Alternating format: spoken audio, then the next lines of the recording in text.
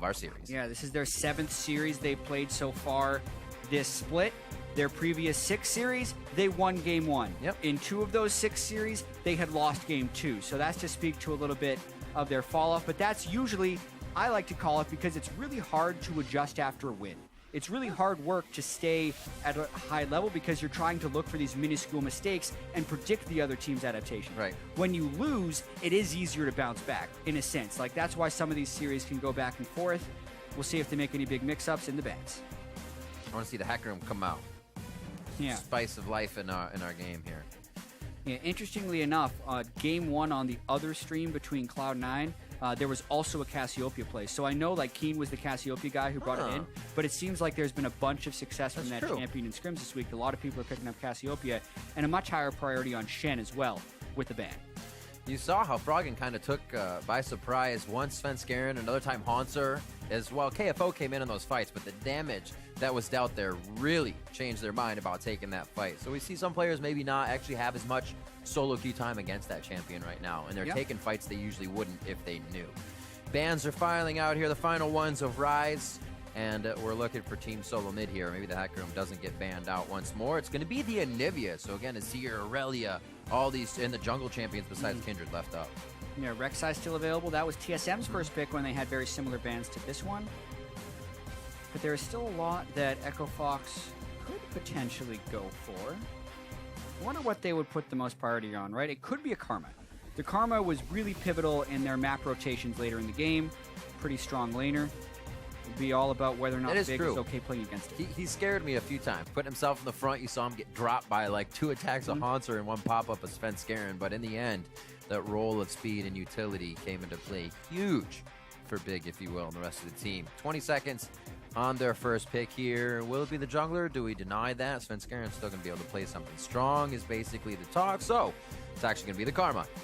Not too big of a surprise. Big's going to be happy. He's got what most people consider the best support on the market right now. Yep. Makes it that much easier calling shots when you're on a very, very comfortable champion. And he is always very vocal from that support position. The hovers here from Team SoloMid, a bit of a throwback, but what will they pick now as we are in the present? Did you know it? In the present. Svenskeren takes the Rek'Sai, as we would think, and Haunter back on that Aurelia. We're on track to have pretty similar team compositions to what we had last game. How do they keep that win going? They pick the same champion. Yeah. The interesting thing here is that the Shen band, it's harder to put Aurelia into a bad matchup. So I'm very curious what KFO decides to go against the Aurelia with, and it's why TSM would have locked it in so hastily as well. Yeah, it's true. They actually they banned the Trundle, which we have seen go up quite well in the early levels there in that matchup. 2 of the best matchups against Aurelia have already been banned away. So it puts a really high priority on the champion as well, because they kind of pinched that top lane champion pool. Puzzled look from Keith. Do they want to take the Lucian away from Doublelift? He's going to pick it eventually, you know it.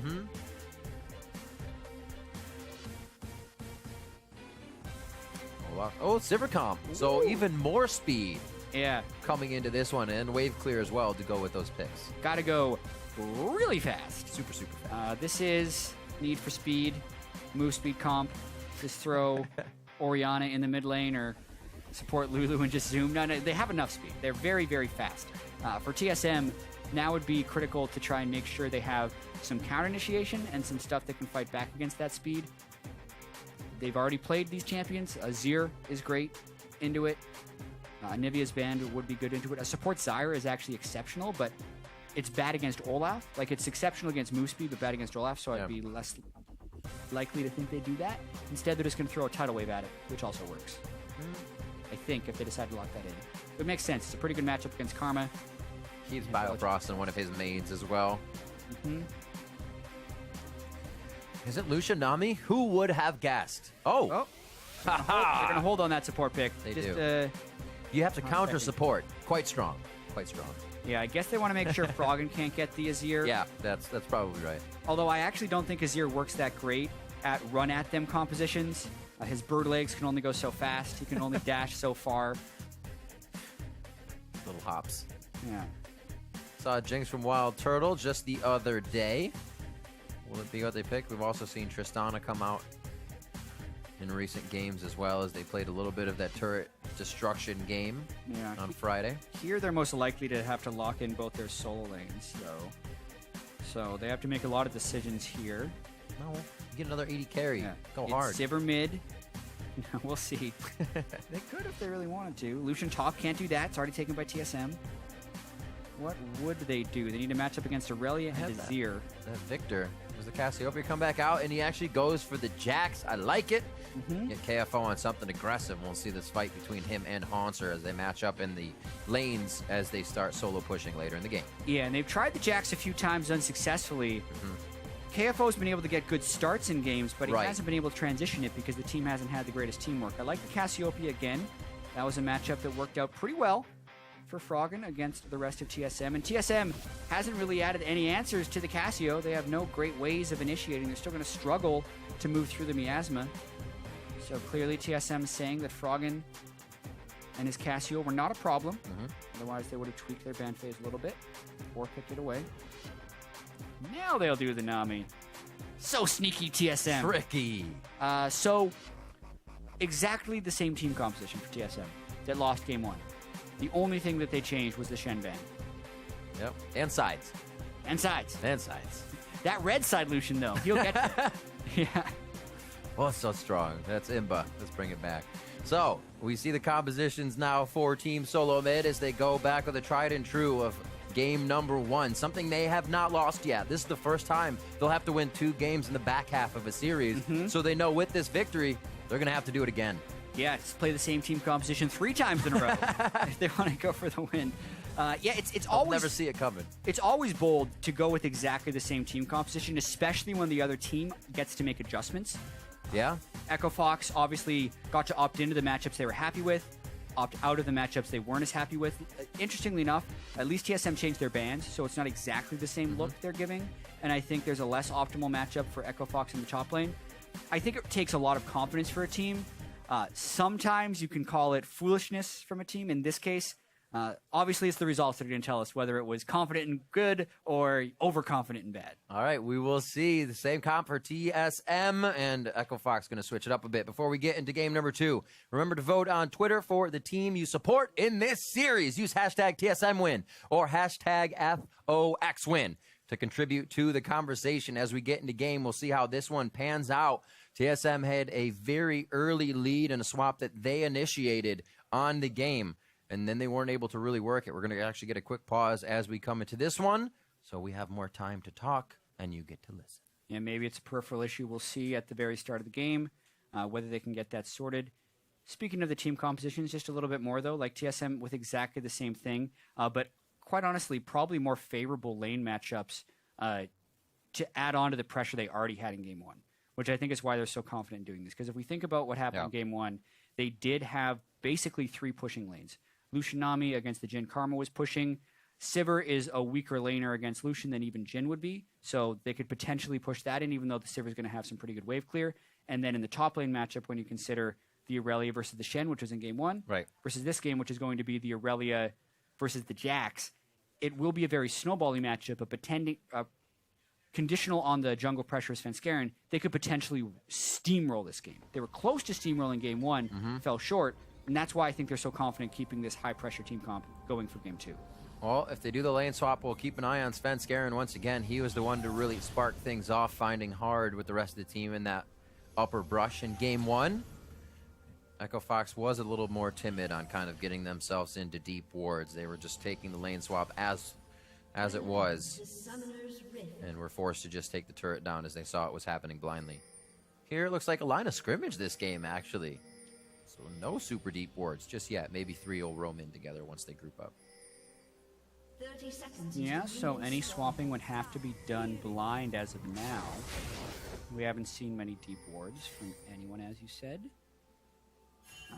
Be interesting to see if we get support harass to try and stop a camp start, or if we just allow them to camp start. A lot of mind games going on here. It looks like both teams are blind swapping top, which would favor TSM. TSM's the ones that want the straight up 2v2 matchups. And at this point, because there's no deep wards, it is all guesswork. So far this would play out well for TSM. See the first 2 levels here. Doublelift will be instantly going in onto Keith, knowing he has sustained from Biofrost and the way they've synergized in that lane. I believe you are right. Keith and Big going to have quite a hard time for themselves here. The swap is just going to leave everybody in the Australian lanes, as basically would say. Yeah, and you can even see the top laners, like, they're half expecting to run in to a swap. Now Hanser's running down to maybe even get those first few minions. We will find out very soon that he is 1v1ing against the Jax. You can see he's even cautious because no one is actually shown yet, but there will be KFO. They're going to get them all. Now they know. They don't miss one. Standard lanes. Australian standard lanes. Everything's upside down. Thank you, Pastry. So level 2 actually for both sides as they started on their top side jungle camps as well. Even though they don't get as much, you can still get yourself that advantage. Level 1 for Biofrost, as you can see, Keith and Doublelift are the ones to take the XP per usual. Right. Kind of the supports fight it out auto attack wise. Also here in mid lane, Frog is taking some damage. Yeah, I say the TSM want this 2v2, but that's only once they can get the sustain going. Karma's level 1 is really, really strong. So they actually take a little bit of a beating early on. They need to be able to dodge some of those Qs. That's why Big was going so hard with his mana pool, just trying to get as much of an advantage early as possible. But as they hit level 3 and 4 is when TSM will start coming back into it. Or if they just get a super early gank from Svenskeren. He's tracking. Well, they know they've been fighting, right? They have the idea that they have not left this lane. There's no wards around. Also, mid lane, that's going to be the call. A little baby shift by Bjergsen. He gets himself out. Save. Nice spell shield. No choice on Keith, though. He just goes away. They get Big. Big actually could go down. The exhaust hits. They don't have anything to follow. Double it very low. Keith may actually chase too far himself, getting tempted into that kill. Forces a flash. No summoners for Echo Fox, and a flash for Biofrost. Yeah, 4 burned on Echo Fox's side, 3 burned on TSM's side, and really close to a couple of kills on both Keith and Big. Some nice clutch knockups by Svenskeren and good CC chaining from Biofrost Bubbles. No immediate kill. The advantage will really be if TSM can crash that wave into the turret in time so that the Karma and Sivir can't make it back. That's one good thing about Karma, though.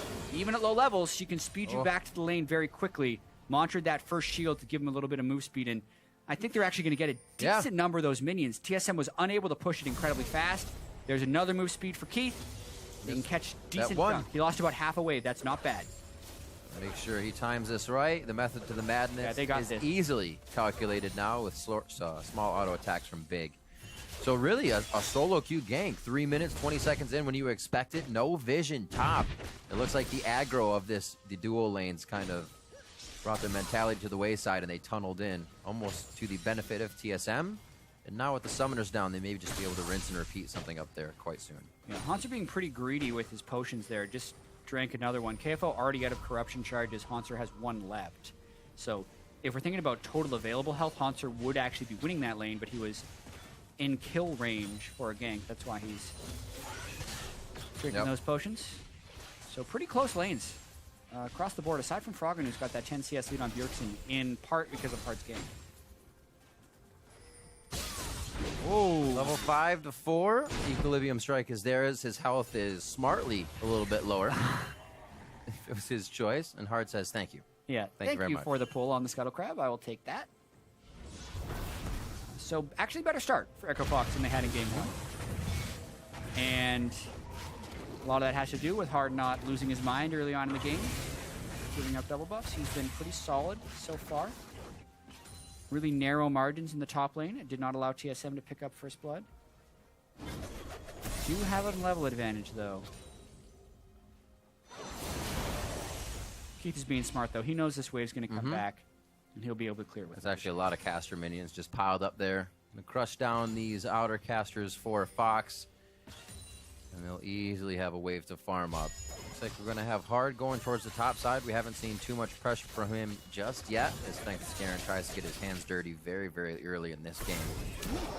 He's actually missed a lot of that CS with Ricochet. The Cannon Minion wave arriving at a good time for TSM to kind of stall that big wave of casters. Because you can see there's only 2 extra minions on double his side, and he's got a 14 CS advantage, so...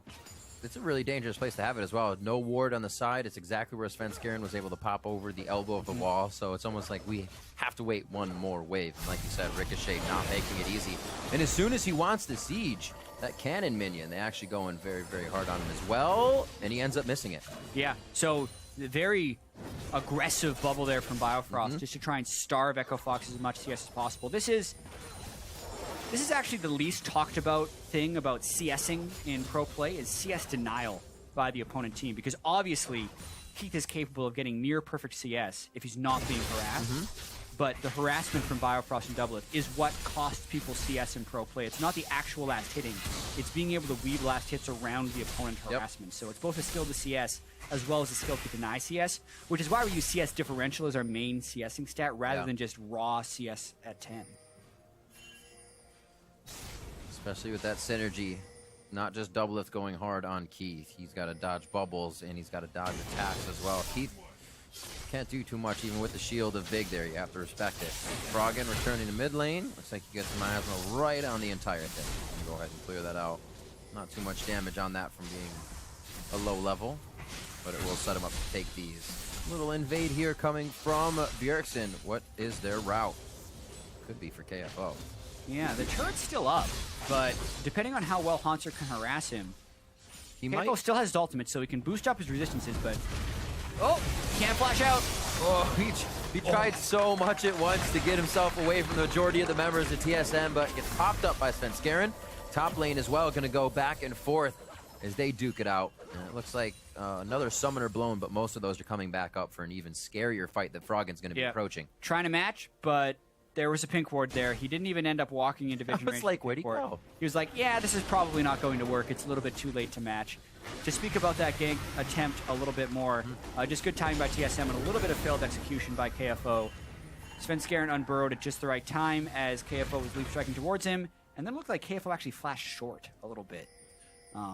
It allowed the rest of TSM to easily collapse in. Haunter the only one that had to burn flash. Hard, a lot more active this game, not for his lanes, but for the jungle. We see him stealing the red there. Yeah. See this gank one. So KFO's attempted escape was to hop onto Svenskeren and then flash away. But yeah, Svenskeren actually unburrows post-flash. I feel like KFO flashed early. He flashed before his leap strike completed, so he didn't get all the distance out of his leap strike. Right. And kind of shorted himself. Yeah, he can also jump to allies, so I don't know why he jumped to KFO. He could have just jumped to a minion. Oh, they don't know Hards there. They are going to throw out the tidal wave, though. It separates the fight enough for Doublelift to throw out the calling. Oh, and around back is Svenskeren. The flash tunnel play from under the wall in the tri-brush. Oh. And they're able to pick up Hard and Big. Holy counter gank.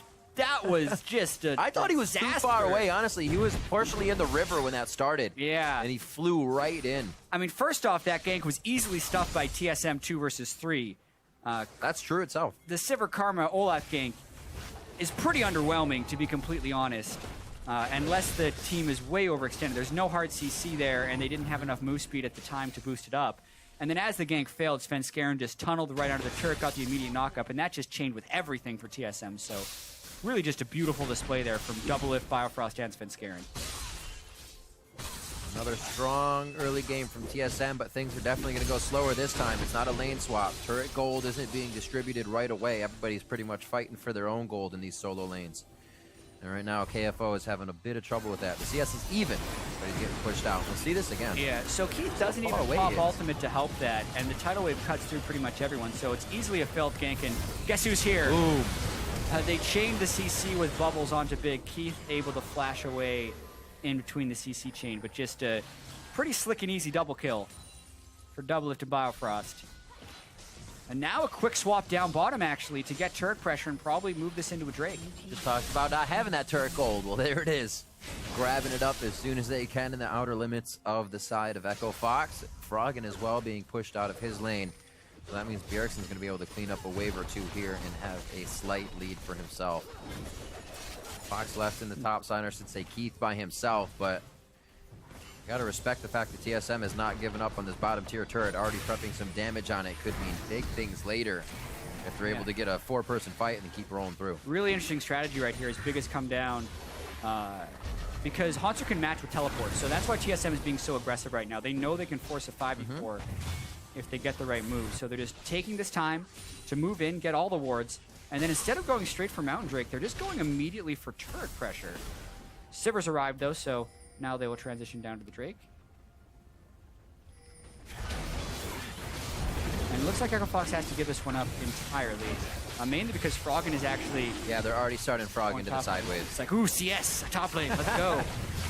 But this is a forced play by TSM. They make it so Echo Fox has to give up something. Instead of giving up the top lane wave with a chance to contest the Dragon, they take the guaranteed top lane CS and give up the Dragon. Hopefully they are setting up what they want as a possible dive here to the top lane. The invade and wards have been placed. They stole Raptors, trying to get little things here. They know there's not much to grab as TSM has the lead, but they're not giving up the small advantages that are in front of them. Doublelift and Biofrost still on this bot lane, and they are just already pulling Echo Fox very thin across the map early in the game. 12 minutes in, second tier like it's being pushed 25 minutes in. Exactly, so much pressure from these two, and they're not fearful of Echo Fox's initiation ability right now. They have the wards to stay safe. At all, they have a ton of wards. They're pretty confident there's no deep wards for a teleport flank from KFO, and that's why they're just pushing up so far. They've already secured the Drake. They're just getting as much chip damage as possible and trying to extend that lead. Why not if Bjergsen feels like he's controlling his lane as well? He's gonna be Doublelift. He's gonna be a good guy. Well, I think they're hoping someone goes for Svenskeren and then Doublelift will try and dash over the wall for a bit of damage, since they're basically just waiting for Keith and Big to push this turret out and hoping they push up for the next wave, since they've pretty much been missing for the last 20 or 30 seconds. So bloodthirsty. Yeah. This is what you call pressure on the map right now. Look at how Echo Fox is just fearful of even going into their own jungle. One hit on that ward, and they were both like, all right, we'll go in at the same time. Is it a trap? I think it's a trap. Rightfully so. I think they feel like they angered the beast a little bit in that Game 1 series here, and they may be even giving a bit too much respect to TSM at this point. TSM knows that, and they're slowly inching their way closer until they can get Echo Fox's foot caught in the trap. Back to KFO and Haunter in the top lane. 99 to 104, still close. Death to assist, so we can still see KFO go off. This is what I was talking about in his game versus Immortals. He was on Jax, he was on Aurelia, both games down, and put up a fight against Huni in both games. Oh, he gets the stun. Yep. Has a bit of help from his team. Svenskeren always here for the counter gank this time. And again, he thwarts another one. Hard has to run out. He's tracking that quite well. Hard burns Flash, Haunter. Hard burns Ghost, Haunter burns Flash. Now Biofrost is up here to assist in the push. Oh, they're calling the cavalry as well. Gotta be careful. Big seems like he's a little skittish to actually go through that portion of the jungle. They don't have too much vision. He's going to set up some wards for himself. Well, they know Hard burned all his stuff there, and they don't get the steal. Are they going to pursue this one? Double it for the flash over the wall. His Cullings bringing people down so low this series, but he can't seem to finalize the kill on each one, no matter how hard he tries. And that some credit due to Hard and the rest of the team getting themselves out of a sticky situation. No, Froggen wants it. TSM's been trying some crazy things around the map. Does it open Echo Fox up for kills? No, it does not. But they almost find a way back in. Just a little bit of something was there. Yeah, really close by Froggen. Good job waiting on Bjergsen as he was coming back from the realm. Can Hard get another steal? No. Finally, Svenskeren able to counter jungle. He's had a lot of stuff taken away from him at the last second by Hard this game, which kind of goes to show how far ahead Svenskeren could be if not for that. Nice push that Echo Fox is trying to get mid lane while TSM is pushing bot, but Svenskeren's catching the minions. I love this. Oh, making them tank the turret. They want to try and finish it. They can't quite get No! it. Because the minions, blow on it. Just one more. Get it. Oh, man. Well, that'll happen in a few minutes. Unfortunately, it's not gold they have now. It's not being able to put forward wards in, and now they are pushed back, forced to defend here. This is rinse and repeat. They were just on the bottom side of the map. They said, hey, look, there's a top lane we can do this in too. Now Biofrost and Doublelift are doing this split push thing with each other. Keeping the pressure up as much as possible. Doublelift out of mana, though. Gonna have to be pretty careful. Go back to base, maybe. But with all this map pressure, why not turn for Rift Herald? They're transitioning the lane pressure into objective pressure. This is clean game so far by TSM. Oh, Froggen's gonna get it. Bjergsen left his post. Maybe just wanted to bring up a Sun Disc. Needs a target for it. Yeah. Oh! Oh, man. Technically, it denies the local gold, so it's not the end of the world, but that will extend TSM's turret lead. Didn't even have to be there for that one. Prepped up, taken down. That's 3 turrets to 1 now. Everything in that bot lane. I guess it was the top lane as we started.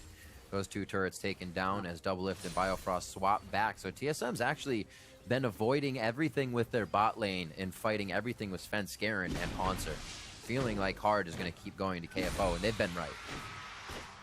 Yeah, they definitely have been. Hard, you know, picks that Olaf who wants to be the early mid-game snowballer, but just Svenskeren's been all over the map, tracking him. Hard hasn't been able to get off any successful ganks. Really, the place for the ganks would be Jax and Olaf into Hanser, but it just, like you said, hasn't been able to work. Talk a little bit about that lack of crowd control. Hopefully, I mean, KFO is going to have to jump into about 3 people to make one of those work if they do get into a good fight. Or you're going to have a tether from Big, but it's scary for him to be up. The conditions of Echo Fox's fights quite scary here, unless it's the counter engage from Froggen. Right now, they're going to start back out with Svenskeren. Yeah, all the minions were gone. Bail. I'm here. I'm under your turret. Let's be friends. Oh, wait, I need to leave. Yeah, Drake is up, though, in 5 seconds. Second mountain of the game. Teleports up for the top laners. Looks like Echo Fox is trying to get mid lane pressure instead. Doublelift wants to catch the wave before they do this. Not an immediate take. Smart to catch the wave and get some more ward coverage. Echo Fox doesn't have much they can actually trade for this at the moment. So they either have to fight or threaten the second tier turret of the mid lane. Or rush for the Nexus. Yeah. That worked last game. Go for it. Do it. It's like, wait, we can't target it. What's going on? Soon. Soon TM. They got a lot of work to do. 4,000 gold down here, just over 15 minutes. It looks like TSM has much more control over this game and much more control over their confidence as well. Pressuring those advantages solidly around the map, and now they're going to go for the bottom side. It's really interesting. Objectives are gone. They're trading map control in their red buff side for Echo Fox's side, and they're actually going to be going for the inhibitor turret. Like, Echo Fox very slow in this rotation. I think they expect them to get Mountain Drake, but TSM already won Mountain Drake, so they do enhanced damage to this turret. And they get it close. There's a bit of the wave clear we were talking about, but like you said, there's enough damage already on the front end of TSM to drop these turrets. Bjergsen's going to go ahead and auto-attack his life away to drop this one, as he can't drop his soldiers on it.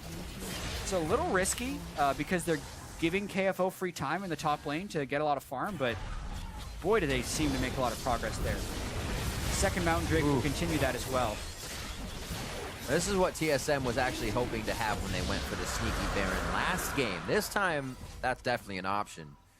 Double Mountain over to Team SoloMid. It'll be very nice for them as they continue on having the lead in this game. Extending that just a little bit more. I mean, the next turret is that top one. They'll find themselves grabbing. Baron will be up in about 30 seconds. The next one will be Mountain 2. So the objectives will fall very, very quickly. Especially with Azir. Like, I can imagine at 20 minutes, Azir plus anyone can 2-man Baron when you have double Mountain Drake, which is 20% pre-mitigation true damage. But remember, TSM traded map control for that. And Echo Fox is now in the red buff side where they had the map control and hoping to set up a play. No one is walking through the spot of the jungle where they have no control. How long do you wait? We say that yet. Oh, that's one. But they go all in for spend and they don't even get him. Bit of a slow. Now they have to worry about the wave. Oh, yeah, they're not in place for this at all. KFO is also pushing that top lane. I'd say bottom now. But they have teleports to get back. KFO is going to drop one. They lose another second tier. They're losing much greater turrets for getting outer turrets here. Echo Fox is not making good decisions. Yes, and watch how fast this turret goes down now. Doublelift shooting it just a couple of times, taking it near half health. Quick clears by Keith. That's kind of a saving grace that Echo Fox will have, as they have the wave clear team that they can wait things out with. But how long will they be able to do that at their front doorstep? Svenskeren almost denies it. Hard's going to take that one away. Actually, Ragnarok forward as well. Burning Ragnarok might entice TSM to try and rush the Baron. They know they have double Mountain Drake. They know that they lost last game off of an early Baron call, but they didn't have double Mountain Drake then. Like, this actually changes the equation a fair bit. They can burst it down very quickly, and they have some pretty good prep wards for it. Don't be surprised to see TSM go for a Baron really early in this game. I mean, I think Echo Fox needs to be afraid if what we saw last time is the exact case, is Svenskeren and Bjergsen disappear for a little bit. Those two, even more so now, would be able to take down that Baron without trouble. Oh. That's an ultimate up. He's going to have to play this one incredibly mechanically. They have Aurelia. Well, oh, no. What a play by Double Lift with that dash back. Red Froggen like a book. That's a kill onto Froggen with the teleport coming in from Hanser. Oh, beautiful. And now they either go for an inhibitor or they go for Baron. What are they going to choose? Where are we going? It's somewhere. Mid lane fight's going down. They want to show us everything. We're going to get an eye on the prize here, which is now the top lane inhibitor turret. Echo Fox is trying to come in from the top side outside their base, but they're really just being funneled in. Here they go. Svenskeren, Oz, KFO goes in. They're actually pushing out. They don't want to go too far in here. They are giving the AoE of Echo Fox a little bit of respect here, and they want to make sure they have a minion wait for it. Wow. 22-minute inhibitor without Baron even. Also burn another ultimate out of Heart, so you can see Echo Fox is just getting pulled in so many different directions. That was symbolic of the camera movement downstairs. Like, where should Echo Fox go? No one really knows. Because TSM is applying pressure in so many different places. Like, look at the strategy Echo Fox used last game. Let's run them around this time. Yep. Oh. They get a kill on a Heart. Maybe if you had Ragnarok, but it's not up because he got that blue. Didn't have it right there, and now TSM can turn for Baron. Will this work is the real question. Double Mountain Drake with an Azir. Let's watch this thing melt. Slower than I was building it up to be.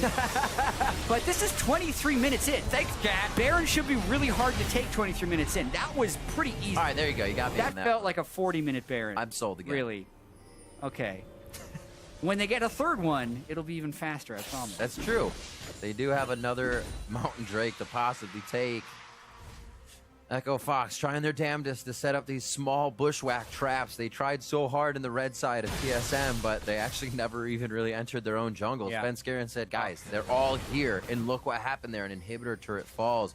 So it's the choices Echo Fox are making they have very dangerous outcomes. Exactly, and like you could say that was, oh, TSM got lucky that they didn't go in and check the jungle there, but like TSM knew where their gaps of vision were. The lane is generally a safer place in the jungle that had just been warded up by the enemy, and TSM traded that area of the map control earlier on.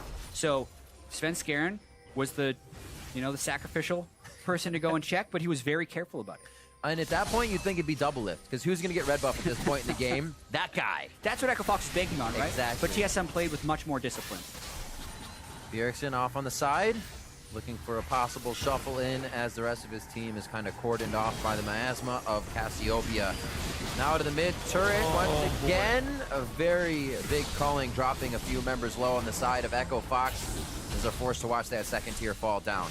They're going to send Hanser to the side lane here and start to spread Echo Fox more thin, even thinner, if you will. Yeah, I mean, this has been such a good bounce back game from TSM so far. Like, this is the type of result you would more expect when an undefeated TSM comes into an Echo Fox 1-5 team who lost 10 games in a row, 5 matches in a row. Running the same comp. Yeah, and then TSM runs exactly the same comp. It's like, nope, we're just going to clean up our play. Yep. Something teams could fall into. We didn't run the comp right. It was, we didn't do this right. It seems they didn't. It wasn't just the comp. They're making it work this time. Baron minions helping them crush down the outer turrets here. They're going all the way around the horn. They want the inhibitor turrets first. It seems like they're very methodical about this. And now they start to kind of go around that mandatory turret takedown in mid. They want the inhibitor that's already open here in the bottom. I don't know what Echo Fox can do. Oh, 4-minute stun. Flash forward. The gaze takes out maybe 2. Svenskeren and the team are trying to fight this. Hanser and Svenskeren, however, have already turned tail to leave this one as Biofrost is swimming away immediately. And Froggen really takes TSM by surprise, and the team follows up. Yeah, that's what you dream about when you play Cassiopeia. You're just like, I'm just going to flash into them and petrify all of them perfectly. And no one on TSM was actually able to turn sideways to avoid that flash ult by Froggen. I don't even think he ult flashed. I'll have to see it again to see how much time he gave TSM to react. But that's huge as well. It denies the triple Mountain Drake combo for TSM, as well as pushes them out of the base and saves the inhibitor. Wow, Froggen. All right. See. Watch Froggen. So you can buffer. Yeah, he actually just flash ulted. Yep. Straight up. And he catches 4 people. You can buffer, start casting ult, and then flash in. Sometimes it gives less time for the opponent team to react, but he still gets the 4-man stun. and that just makes it easy for the rest of Echo Fox to combo in. Oh, such a powerful ultimate when used correctly. And even more so on the engage, like you said, very rarely ever seen, since it's almost that easy to dodge. TSM get taken by surprise, something that happened last game as well. Echo Fox is in a much worse off position than what we saw in the first game of the series, so they can't exactly act on those kill advantages they just got. They still have to play very safe with their base kind of opened up on either side. Right, they've still lost 8 turrets. Sad life for them. The rotations have been much stronger for TSM this game. Bjergsen's still very strong, but this time TSM doesn't have to worry about their base being completely exposed. They can still just wait around if they want to for the next Baron, or they can just chalk that up to Froggen making an amazing play, TSM not being ready for it, and just going to siege the next inhibitor, which might actually be the smarter course of action. So yeah, we won't do that again. Make sure we just fight with our backs turned when we enter the base. Do that moonwalk in. Walk backwards. Easy. This will be interesting, actually. KFO is Blade. There's the ultimate. So they both have Blade of the Ruin King. It's all about dodging Jax's moments of power. For Haunter. Lamp poster blades! Who wants it? There's a dash away. The blade turns back in! Throws a dodge, gets the attack out, and he had the counter-strike on as well if you need to go any further in that one. But wow, love seeing these duels back and forth. Like I said, KFO can still come out big. That's Froggen going down. The ult went off, but it wasn't really able to be acted on by the rest of the team. This is the inhibitor dropping. KFO again is going to stick to his gun and try to take out the turret, but they've actually lost Keith faster than they thought. KFO may just have to back here to save the base. Yeah, I mean, at this point, though, would he really be able to save it? They've lost their other 2 damage dealers, so I think his best option is to just continue the push, even though TSM cleans 2 inhibitors here. Hey, he will do so. Jat throws a ward over to get some extra vision, hopefully, and a ward that he can TP back to if he needs to help the team. It looks like he's going to back here, knowing his team is being pushed off and not getting any damage on that inhibitor turret. Interesting choice. He doesn't go for it because he sees Haunter's going to be able to respawn, and he'll be coming out with home guards, but now Haunter can just teleport in, and they get the 3rd inhibitor, potentially. Could be that big fight. I'm really hoping that ward comes into play on the side of TSM's base, but I think there's going to be too much janitorial duty necessary in Echo Fox's for him to even get that teleport out there. Yeah.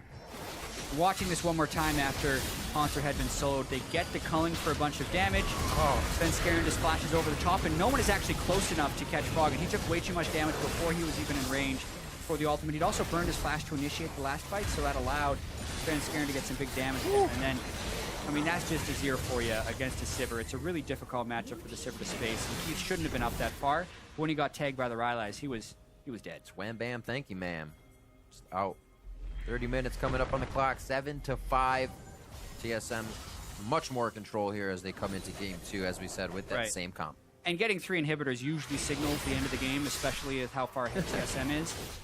And it does speak to Echo Fox and Jax and how it doesn't actually match up that well currently, because Echo Fox doesn't have the team play totally set right there. Like you saw, KFO, he's a good Jax. That's why they want to pick it for him. He can get the solo kills. But when you get a solo kill and then your other 4v4 team loses 3 inhibitors, it's just not worth it. Like they'll need KFO on a team fighter like Shen or like Malphite, where we saw some big games last year. Obviously not Malphite in this current meta, but the whole split pushing thing just doesn't really seem to be Echo Fox's cup of tea. And at least for the short term, I'd like to see them do more team fighting for that reason. Well, looks like it's Baron time. KFO still on that side lane trying to get a push. The team's actually no potential to go for this Baron, so they stay backed off. Hopefully now with all 3 lanes crashing in, they'll be able to produce some results here. Summoners are up on both sides for both teams, so this is going to be a hell of a fight.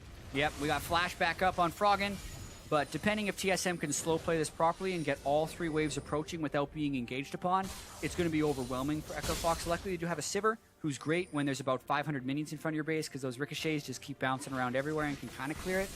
Even so, though, I don't think he has enough items to actually get those ricochet crits going.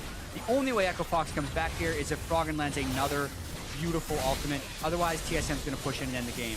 I don't think they're even going to group enough for that to happen. You see how spread they are in groups of 2s. 3 here on the side. KFO almost gets taken down. He's just going to try to get a home guard heal. TSM looking to take us to a game 3 here. Shake off the first game of the series. That victory for Echo Fox is not something they want to remember. Echo Fox doing their damnedest to stop this Nexus turret from going down. And TSM saying, how does it feel? This is what you did to us last game.